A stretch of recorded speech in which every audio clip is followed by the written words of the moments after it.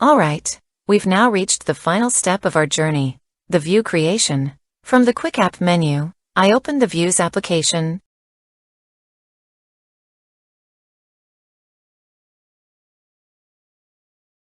and load the existing views for the Items application.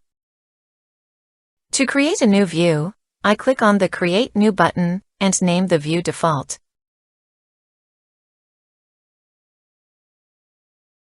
Now, let's take a look at our view. Its name is Default, and its type is Standard. You can customize other settings according to your needs. For instance, if you want users to be able to sort the data, you can set the Allow Sorting field to True.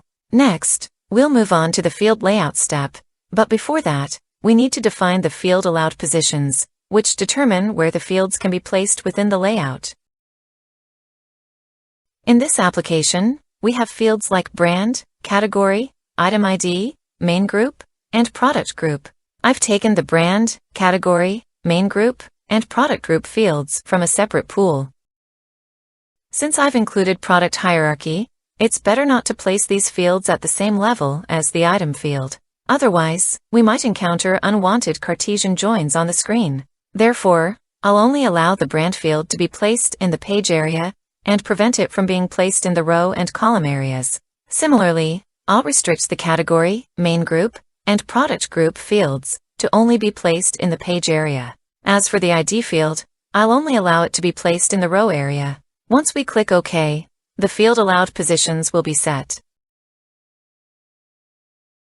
Now, let's move on to the Field Layout step. In this view, I'll place the Brand in the page area, the Category in the page area, and the ID in the row area. I'll also place the Main Group and Product Group fields in the page area. We can arrange the order as follows: first Brand, then Category, followed by Main Group, and finally Product Group. The row area already has the ID, so there's nothing else we need to do there. Now, let's reopen Items. As you can see, we encountered an error. We need to associate the view with at least one layer. To do this, I go to View Layer Layout.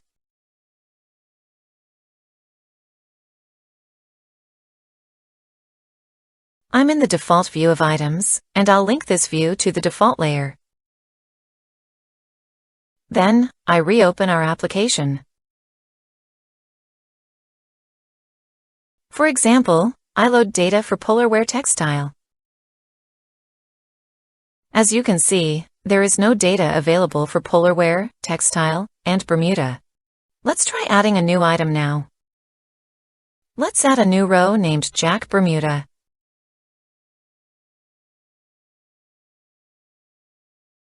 However, the operation failed, and we received an error message. This error occurred because we didn't fill in the ID field. However, since the ID field in the table is marked as the primary key and has the isIdentity property enabled, it should have been filled automatically. However, because we didn't define this in our system, we encountered an error. Now, if I try to manually enter the ID and add it again, for instance, by setting the ID field to 1 and attempting to add it, I'll receive another warning saying that I can't perform the insert operation because the identity insert feature is turned off for the items table. At this point, we need to inform QuickApp that the ID field is an identity and is automatically assigned by the database. To do this, I close the application and go to the application definitions.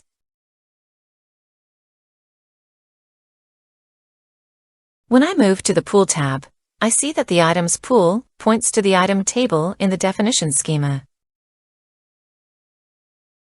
I'll go to the pool key fields of this pool and mark the item ID field as Auto Increment. In the matrix view, I see that the pool key fields for the items pool are set as Brand ID, Category ID, Main Group ID, Product Group ID, and Item ID. To indicate that this item ID is an auto increment field, meaning it's assigned by the database,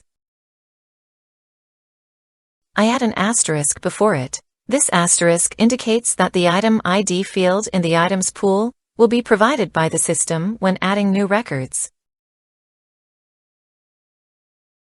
Now, let's reopen items and load our application.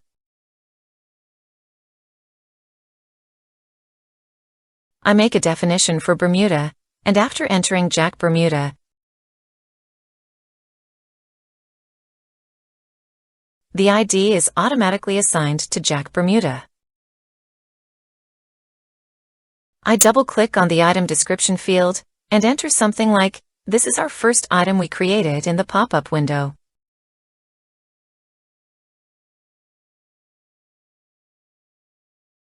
To define the color, I double-click again, and I see that no color has been assigned yet.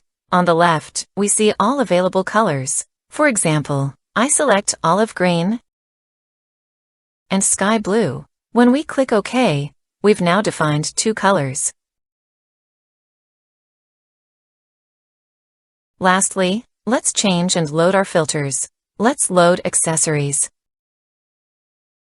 When I select textile again, I see that Jack Bermuda is present under bottom Bermuda. Let's check the colors. Yes, we see that olive green and sky blue have been added. To summarize, in this video, we've covered a few important features. First, how to add a new row in an application. Second, how to define ID fields marked as isIdentity. Third, how to define and enter data for code type values. And finally, how to define list type values. I hope this simple example has provided a starting point for designing screens for data entry. You can explore more complex data types on your own, or by reviewing QuickApp's standard help documentation. Take care!